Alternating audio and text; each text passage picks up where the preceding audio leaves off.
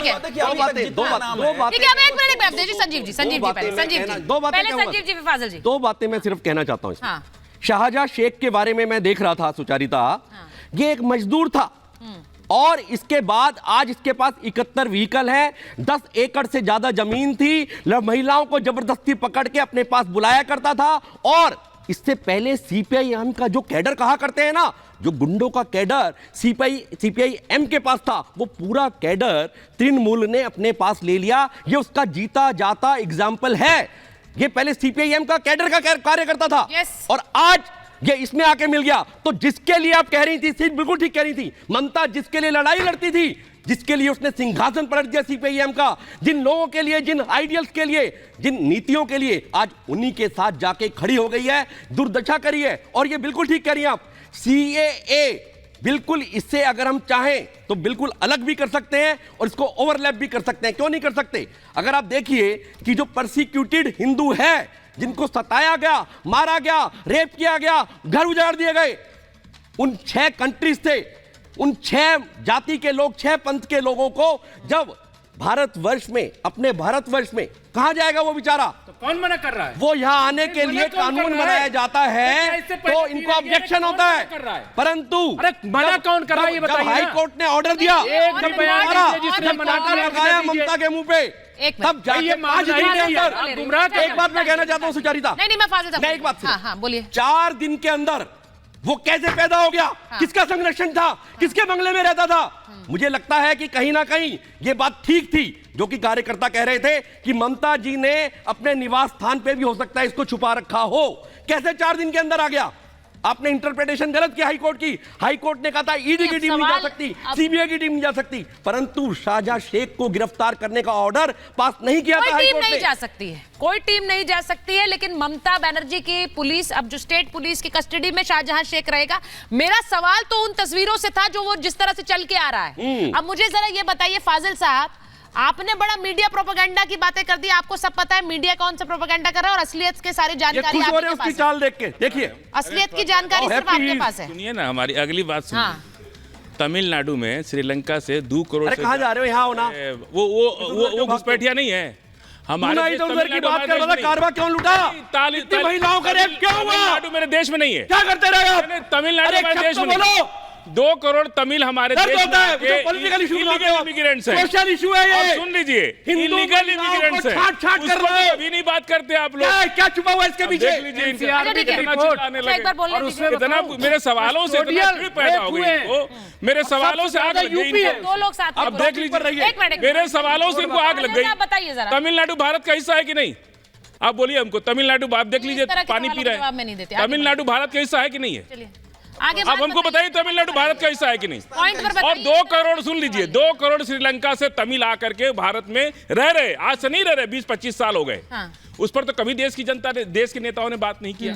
हमारे देश में कानून सबके लिए बराबर है ना, नॉर्थ से लेकर साउथ तक, ईस्ट से लेकर वेस्ट तक, सभी भारत का नागरिक एक संविधान के तहत रहता है। और सुन लीजिए, रोहिंग्याओं को बसने दो, आप कह रहे हैं कि बांग्लादेश से लोगों को आने दो, अवैध तरीके से उन्हें बसने दो, आप उसके प्रोपोगेट कर रहे हैं। इसलिए कह रहा हूँ कि एक बात पर मेरे चिढ़ गई है और ये कह रहे हैं कि तमिलनाडु की बात छोड़ दीजिए। अरे क्यों छोड़ दे भाई? अरे भाई ऊपर सुन लीजिए, हो जाने से तमिलनाडु की बात आपने लाकर, आप फाजिल साहब आप प्रूव करना चाह रहे हैं क्या? ना विवेचना हुआ, ना कोई केस चला, ना अदालत ने तय किया, क्लोज लीजिए, उसको दोषी करार दिए। यही मीडिया प्रोपेगेंडा होता है। फाजिल साहब, आप कानून को मानती हैं? अरे भाई फाजिल साहब, मैं इस तरह के बचकाने सवालों के जवाब नहीं देती। आप कानून को मानते हैं, तमिलनाडु भारत का हिस्सा है, नहीं तमिलनाडु भारत का हिस्सा है, ये सब सवाल आप अपने पैनलिस्ट से भी मत पूछिए और यहाँ पर उठाइए। छूट गई, मैं आपसे क्या हो गया उनका? नहीं ये सब बोलकर फाजिल साहब, फुल कॉमा और फुल स्टॉप भी लगाना होता है। आप ये सब बातें सुनाकर यहाँ पे क्या प्रूफ करना चाह रहे हैं कि बांग्लादेश से घुसपैठिए आए तो उन्हें आने दीजिए, उन्हें बसने दीजिए, क्योंकि तमिलनाडु में है तो यहाँ भी ठीक है। अरे भाई कहीं पर भी क्यों घुसपैठिया हो? घुसपैठिए कहीं ठीक नहीं है। घुसपैठिए क्यों चाहिए इस देश को? शरणार्थी हम तय करेंगे, हमें जिसे शरण देनी है। घुसपैठिया होता है। जब एनआरसी लगा आसाम के अंदर तो 14 लाख हिंदू, 1 मिनट, 7 लाख मुसलमान, बताइए 6 लाख मुसलमान, 14 लाख हिंदू। भाई 1 सेकंड सुन लीजिए, क्या किया आपने आज तक? फाजिल साहब, मैं एक मिनट में मैं प्रोफेसर रागी के पास जा रही हूँ। तमिलनाडु की आपने बात की है, केरल की बात की है आपने, ये सब बेकार की बातें मत करिए, हम सबको बोलने दीजिए। आप बोल नहीं रहे क्या? आप दही जमा कर बैठे हैं क्या? आप दही जमा कर बैठे मुंह में, आप बोल नहीं रहे क्या? हमें बोलने दीजिए, मतलब क्या होता है? हमें बोलने दीजिए, मतलब क्या होता है? आप बोल नहीं रहे क्या?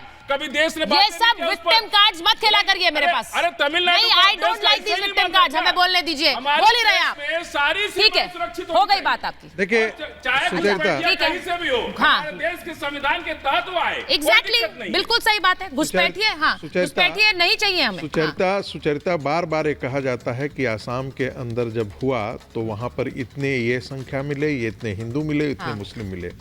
सच ये है कि बांग्लादेशी मुसलमान जो घुसपैठ करके आए थे सिर्फ आसाम तक सीमित नहीं रहे, बिहार की पूरी डेमोग्राफी बदल दी, महाराष्ट्र की डेमोग्राफी बदल दी, पश्चिम बंगाल की डेमोग्राफी बदल दी, और ईस्ट कोस्ट रोड जो तमिलनाडु के अंदर जो आता है वहाँ की डेमोग्राफी बदल दी, दिल्ली की डेमोग्राफी बदल दी। वो सिर्फ वहीं तक सीमित नहीं रहे।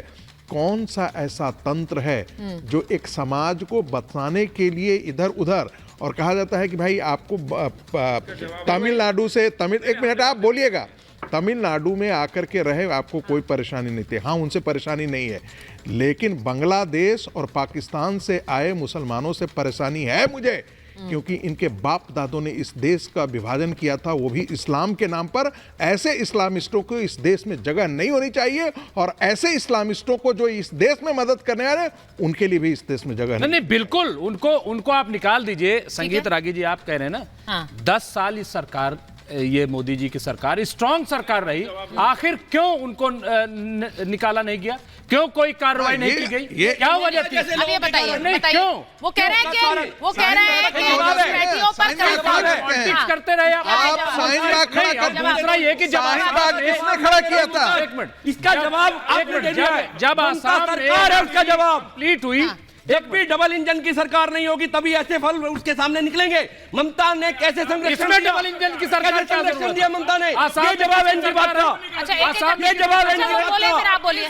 यही जवाब है इसकी बात का। मुमताज जी और वो बात कर रहे हैं ना, आप बीच में मत यही जवाब है मुमताज की बात का कि क्यों आज तक 10 साल मोदी जी की सरकार नहीं कर पाई, क्योंकि ममता की सरकार। अरे आसाम में किसकी सरकार? पनी बन के आसाम में किसकी सरकार है बताइए ना? यही एकमात्र आसाम कारण है। और रागी जी ने तो कहा, एक बार संगीत रागी ने कहा कि हर जगह शाहजहां शेख है, जब हाई कोर्ट ने बिहार में है, तमाम है। करता रहा, बिहार में भी लड़कियों को सरकार बुलाओ, उनके घर पे कब्जा करता रहा, ट्राइबल्स की जमीन को बेच दिया। ऐसा है, शाहजहां शेख को ट्राइबल की जमीन तो कॉर्पोरेट बेच रहा है, सरकार कॉर्पोरेट बेच रहा है। अच्छा ठीक है, मैं जरा एक बार हिंदू तड़पने लगा, कोई हिंदू नहीं तड़प रहा है, कोई हिंदू नहीं तड़प रहा है, अल्लाह का जाके शुक्र है। गिरफ्तार किया। एक बार सुनिए, किसका है? हिंदू बहुत अच्छे से रह रहे हैं।